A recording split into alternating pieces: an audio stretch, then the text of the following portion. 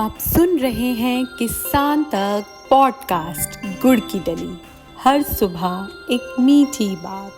नमस्कार, मैं हूं संदीप। आज की मीठी बात जुड़ी है बीज से।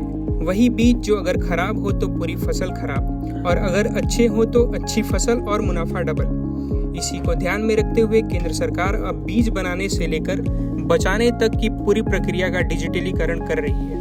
ये किसानों के लिए बेहद अच्छी पहल है, क्योंकि इससे उन्हें कई फायदे होंगे।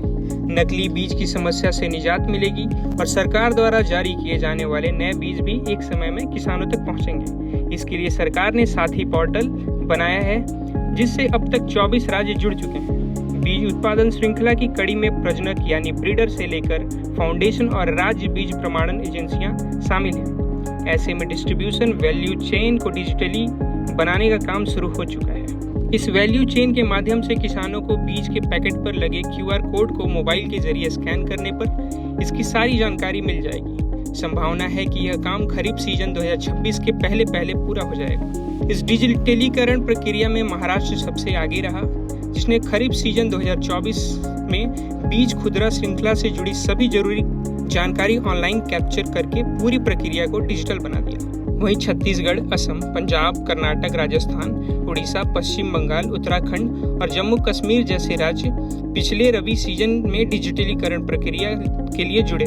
अब अन्य राज्य भी इसमें शामिल होने जा रहे हैं। संभावना जताई जा रही है कि सिक्किम, बिहार, झारखंड, हरियाणा, मध्य प्रदेश और हिमाचल प्रदेश भी आगामी सीजन में डिजिटलीकरण की प्रक्रिया से जुड़ सकते हैं। केंद्र का अनुमान है कि खरीफ सीजन 2026 से पहले सभी राज्य प्रक्रिया में शामिल हो जाएंगे।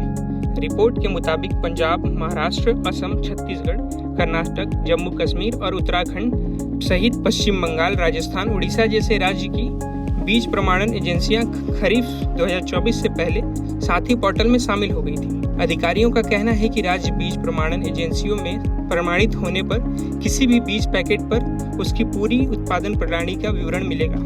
यानी यह जानकारी भी मिलेगी कि बीज को कहाँ उगाया गया और किस किसान ने इसे उगाया।